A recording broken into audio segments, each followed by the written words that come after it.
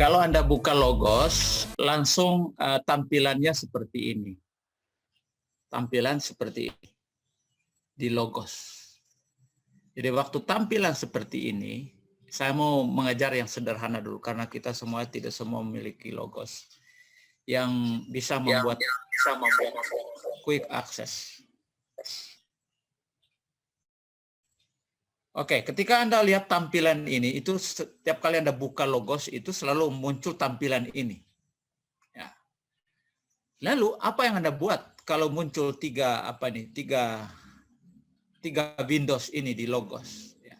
Ada sebelah kiri, tengah, ada morning and evening, dia kasih di situ selalu buat renungan pagi. Ya, setiap hari itu renungan pagi. Ya, dan kemudian ada sumber-sumber juga di bawah, dan juga ada renungan pagi di sebelah kanan. Nah, untuk Logos itu dia punya konten itu jauh lebih banyak, tetapi dia punya operating system itu jauh lebih simple. Nah, pagi ini saya hanya mau mengajarkan pada saudara-saudara hal-hal yang simpel dari Logos, sederhana. Jadi Anda lihat Windows sebelah kiri ada kata Logos Bible Software. Waktu Anda ingin mencari tahu berbagai komentar dari berbagai penulis dari satu ayat. Contoh ayat yang kita pilih Deuteronomi. Anda lihat sini sekarang saya mengetik teks sekarang. Deuteronomi pasal 9 ayat 3. Oke. Jadi kita kasih langsung masuk ayat di situ. Ya, sederhana. Operatingnya sederhana. Kita kasih masuk ayat di situ baru enter. Sekarang dia muncul tampilan seperti ini. Kita tunggu masih loading dia. Nah, ini bukan soal Go ini soal komputer, ngonipe komputer baru-baru semua. Ini komputer dari perjanjian lama, kawan. Oke, kita sudah sampai di sini. Sampai di sini. Waktu saya ketik Deuteronomy chapter 9 verse 3, dia kasih langsung. Anda lihat di Windows sebelah kiri, sebelah tengah ini, dia kasih langsung analisis di sana. Ini analisis. Yang bagian atas. Nah, yang bagian kanan, paling kanan itu kalau orang attach beberapa teks di sini. Tapi bukan itu yang saya mau ini. Yang saya mau kasih tahu pada saudara-saudara, untuk cari tahu aja dulu. Nah, waktu kita ketik teks Deuteronomy, jadi harus kalau Anda kasih masuk teks itu mesti bahasa Inggris. Kalau Anda kasih masuk Ulangan pasal 9 ayat 3, kita tunggu sampai kedatangan Tuhan, dia tidak pernah muncul situ. Oke, baik. Inilah dia. Nah, yang sebelah kiri, saya mau Anda lihat sebelah kiri saja dulu. Nah, di sini ada daftar komentaris di sini. Kita klik more di sini ya. Kita klik more. Kita klik more.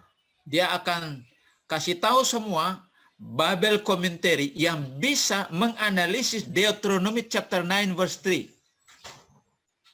Jadi waktu kita klik ayat di atas masih sebelah kiri ini, maka kita akan lihat tadi ada daftar commentary, dan kalau mau kita klik more, artinya dia akan tampil semua yang berkaitan dengan Bible commentary itu. Ini Anda lihat ini banyak sekali.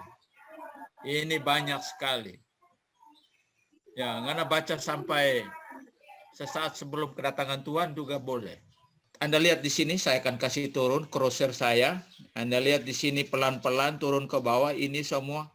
Sekarang Anda lihat di bagian bawah sini semua, ini SD Bible Commentary, tulisan Ellen G. White dalam bentuk indeks dan juga suplemen.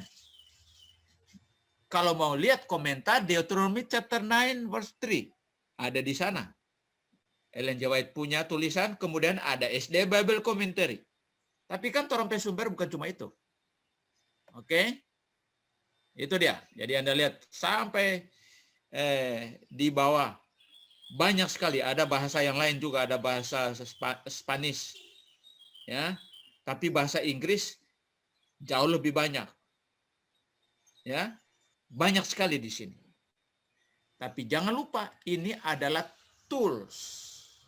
Saya klik atau saya tampilkan Deuteronomy chapter 9 verse 3. Saya lihat kalau analisis di bidang bahasa itu apa sih sebenarnya? Bible commentary apa? Ini dia yang saya mau kasih tahu.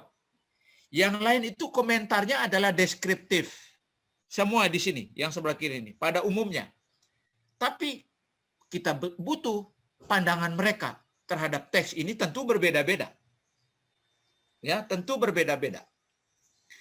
Nah, secara akademik, komentar yang berhubungan dengan biblical languages dari Logos adalah ini yang pertama. Ini dia. Word Biblical Commentary. Saya klik di sini ya.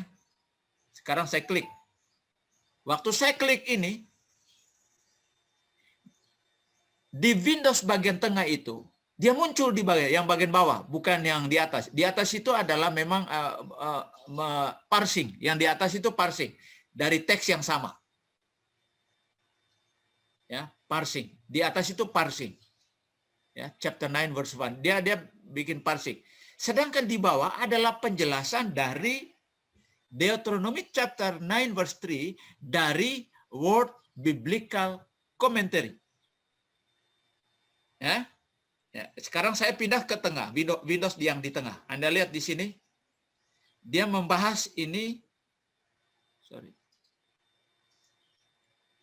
dia membahas ayat yang ketiga. Itu yang pertama. Yang kedua, Bible Commentary yang memang membahas tidak juga detail, tapi ini, critical and exegetical commentary. Ini yang ada di atas ini, Word Bible Commentary pertama. Ya, atau kita lihat ayat berapa? Ayat 1. Kita lihat ayat 1. Jadi waktu saya kasih pindah ayat di sebelah kiri ini, otomatis di tengahnya akan terus terpindah. Nanti kita lihat. Kita sekarang enter ulang. Kita pindah ke ayat 1. Kita pindah ke ayat 1. Oh, itu mungkin lebih baik pindah Genesis. Sekarang saya bukan cuma pindah ayat, tapi saya pindah buku. Genesis 1, verse 1. Saya enter. Oke. Lalu saya ganti buku dan ganti pasal. Yang berubah itu adalah yang daftar. Ini nih, Anda lihat saya sudah ganti Genesis 1, verse 1, lalu saya klik more di sini. Pertanyaan, apakah otomatis dia pindah yang di Windows di tengah? Dia tidak otomatis. Kapan dia berpindah? Dia berpindah waktu saya memilih salah satu. Saya klik salah satu dari apa ini? Dari Bible Commentary di sini. Ya, saya klik sekarang a critical and exegetical commentary on Genesis untuk Genesis chapter 1 verse 1. Saya klik. Waktu saya klik, dia akan berubah Windows di sebelah tengah sini. Yang bagian bawah, penjelasan. Ya, penjelasan. Ya, tapi untuk parsing di atas itu harus dimasukkan lagi Genesis chapter 1 secara manual untuk parsing yang di atas ini. Windows tengah bagian atas. Tapi yang saya maksudkan adalah Windows tengah bagian bawah.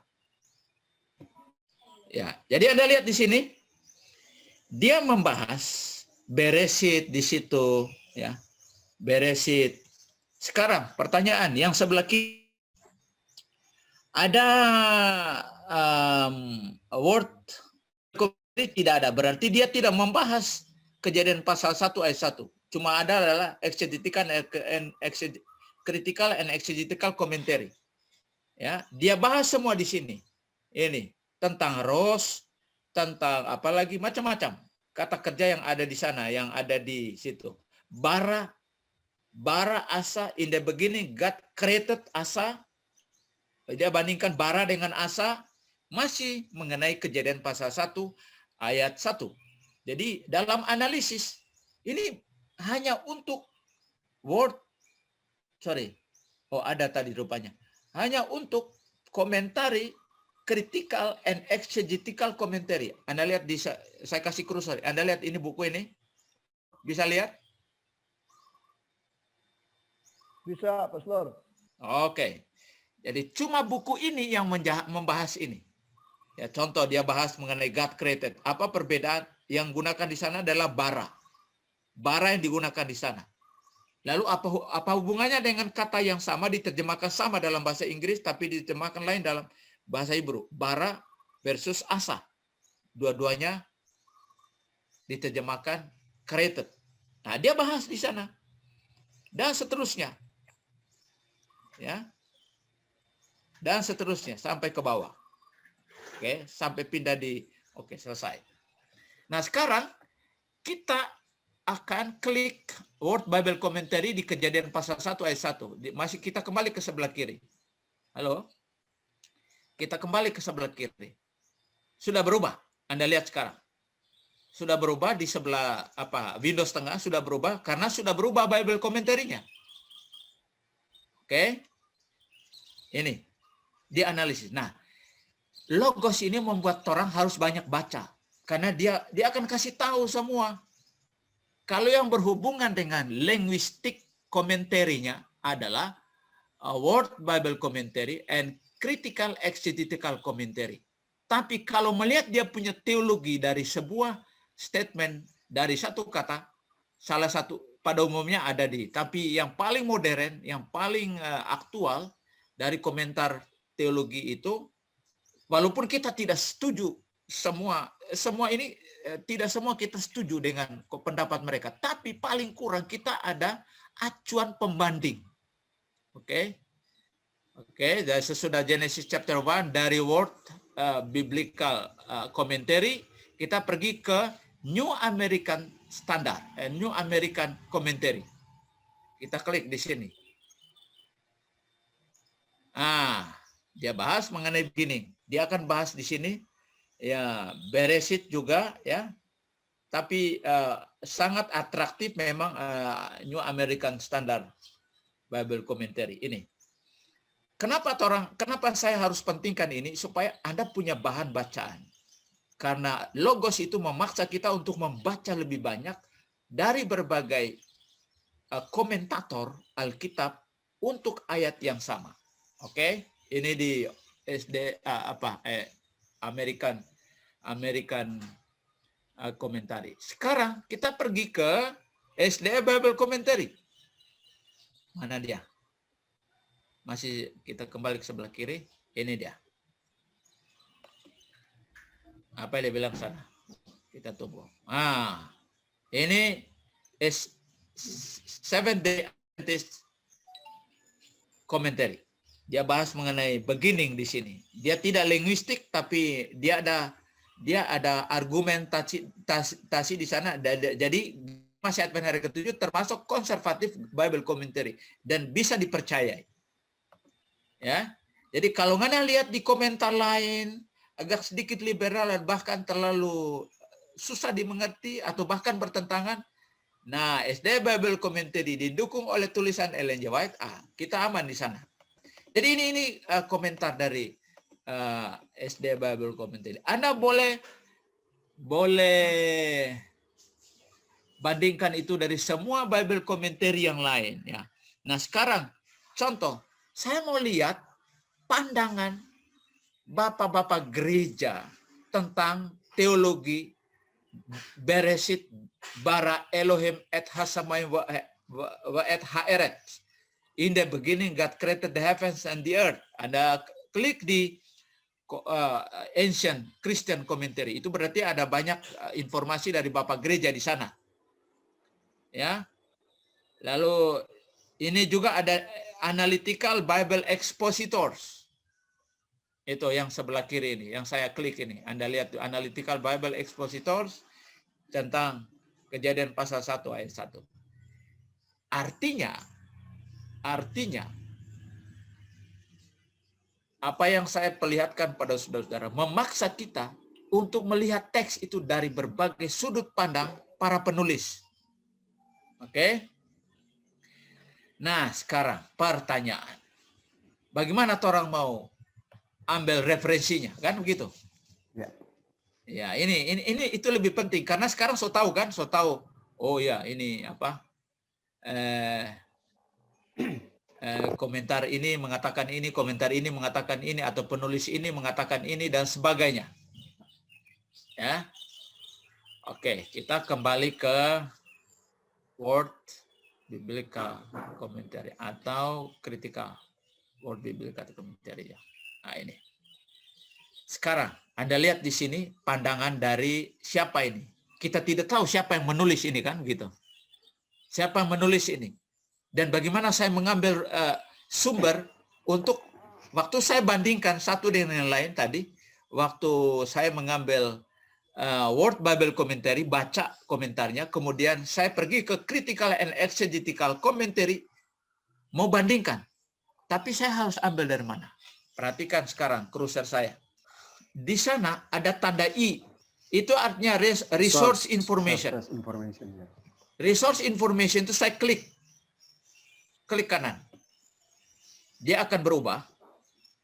Berarti kita masuk ke resource sekarang, informasi sumber. Lalu kita turun ke bawah. Turun ke bawah. Oke, kita sampai di sini. Kita sampai di sini. Ya. Ini ada informasi ini. Sampai di sini kita format yang kita gunakan apa? Turabian.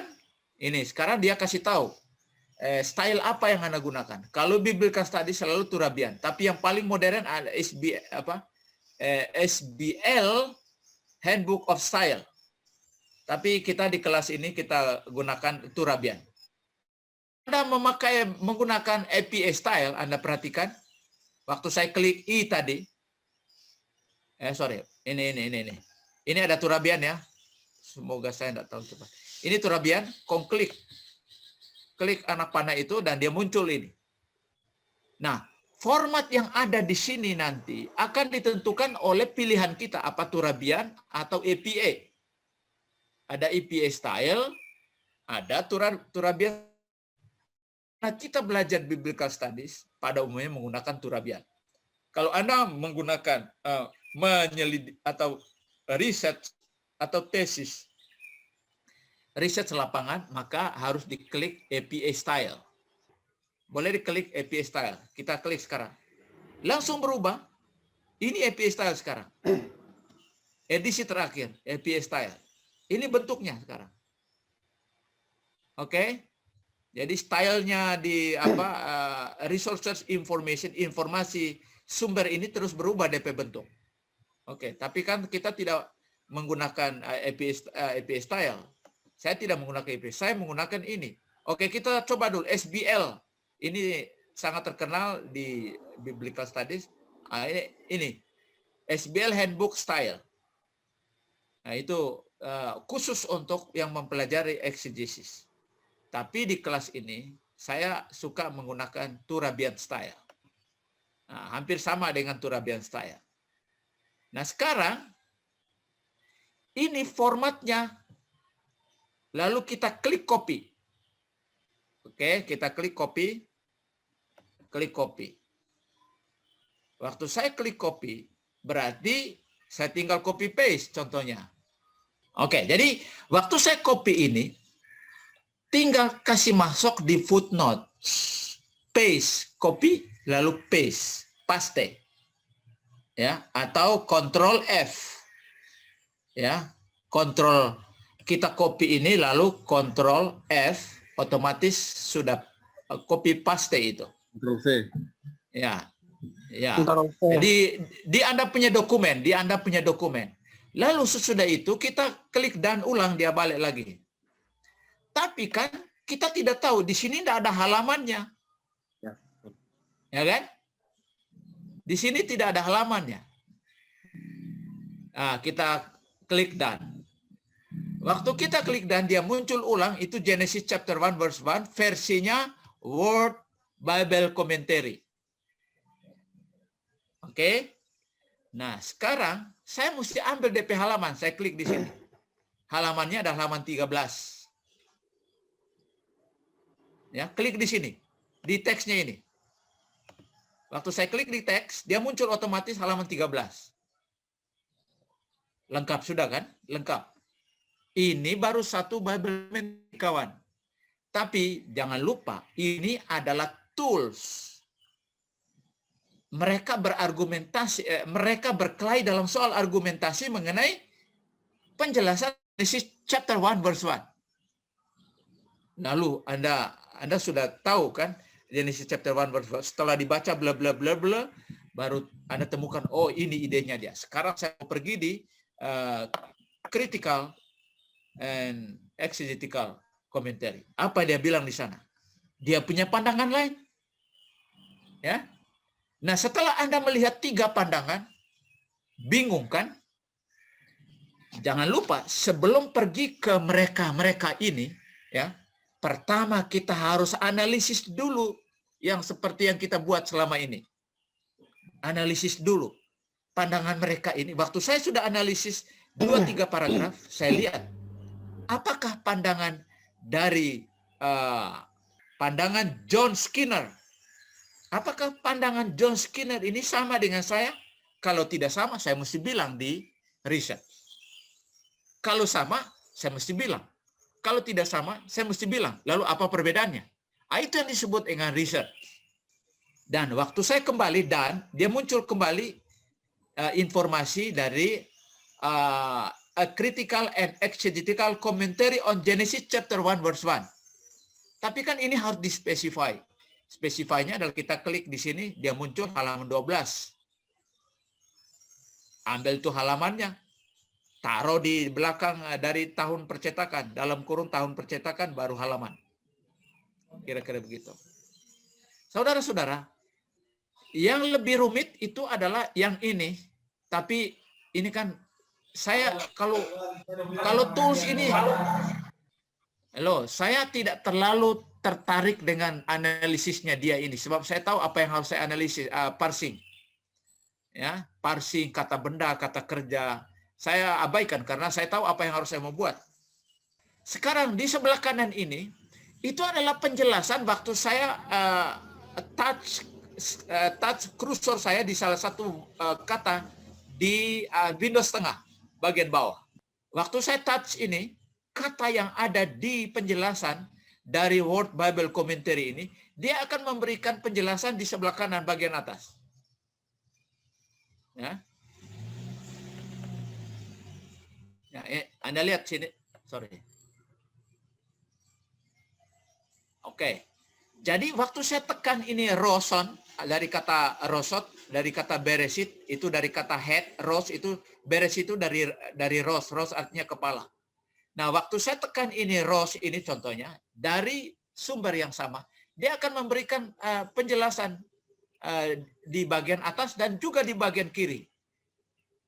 Ini diambil dari mana ini? Penting sebelah kanan oleh sebab yang kita klik tadi sebelah kiri itu cuma Bible commentary.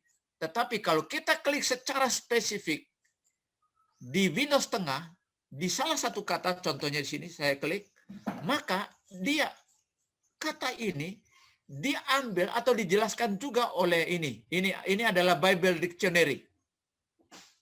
Ini Old Testament sebelah kanan. Ya, kata ros. Dan seterusnya. Atau saya pergi ke American Style ya. Ya. Ya.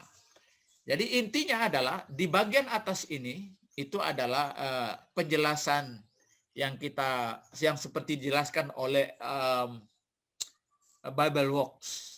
Ya, ada parsing di sana, ada parsing kata kerja dan sebagainya. Jadi otomatis ini sebenarnya bukan 3 Windows, ada 1, 2, 3, 4, 5 Windows sebenarnya. Jadi pergerakannya itu akan ditentukan oleh Windows tengah bagian bawah. Oke, ngana bikin apa saja, ngana pakai kursor, dia akan kasih penjelasan di sebelah kanan. Ya. Ya. Oke, saya rasa kita berhenti sampai di sini. Saya rasa ini yang lebih gampang ya. Saya tidak mau pergi terlalu jauh karena yang seperti guide tools itu mungkin itu belajar. Boleh Anda tour sendiri. Tour sendiri melalui guide di atas ya. Guide bagaimana caranya. Tapi itu rumit sekali. Ada yang tidak rumit, tapi kalau Anda mau silakan klik di guide dan sebagainya, belajar di rumah. Tetapi sederhananya itu yang saya katakan tadi. Cuma klik ayat di sini, apa ayat mana yang Anda mau ambil, yang Anda mau analisis, ya akan muncul semua sumber-sumber di sini. Nah, bagaimana sumber untuk dictionary dan kita klik di Windows tengah di bagian bawah, penjelasan itu setiap kursor masuk di situ ada penjelasan sebelah kanan. Ya. Sir, cara copy yang itu dictionary bagaimana, Sir? Yang Dictionary? sebelah kanan atas. Iya, cara mengcopy dia punya sumber. Oh, kalau kita langsung itu harus di highlight dulu baru copy dan otomatis di Word dia akan muncul dia DP halaman, DP sumber. Yang di bagian atas sebelah Oh, kanan. manual itu, manual. Halo, Coba Sir kasih contoh. Di copy langsung kasih ke apa Word, ke Word. Otomatis ya. Kita taruh di footnote. iya, otomatis taruh di footnote. Ya. Pendeta Lumawir buka dulu Word. Kong setelah itu ngana blok apa yang ngana suka. Iya, Kong paste. Kalau ngana mau terjemahkan ke bahasa Indonesia bisa juga di situ. Ngana buka Google Chrome. Langsung bahasa Oke. Indonesia di sebelah. oke, ya terima kasih Pendeta Jerry. Oke, saya rasa itu saja dulu ya. Sederhananya itu. Yang lain-lain Anda boleh kotak-katik di rumah. Kalau Anda tidak pernah kotak-katik, percuma itu orang ngoni install itu. Mesti hari-hari di kotak-katik dan dipelajari. Mau terbiasa toh. Ada tambahan. Ada tambahan. Ya, silakan. Buka lebih cepat di tools di atas. Ya, Di tools langsung explore. ya boleh juga, boleh. Ya, terima kasih Pendeta. Oke, baik. Sesuai kebutuhan. Iya, sesuai kebutuhan. Kebutuhannya Pak beda ya, tapi buku belakang beda. Oke, baik. Ya, baik. Saya rasa hanya itu saja dulu, yang sederhana aja dulu ya, supaya kita bisa lakukan tidak semua ini. Kalaupun mau lebih lama di sini, Anda boleh belajar sendiri. Lihat saja guide, karena ada dokumen, ada guide, ada tools. Tools itu adalah referensi, kemudian guide itu bagaimana dia tuntun kita untuk memahami teks. Ya. Guide namanya guide. Ya. Tapi sederhananya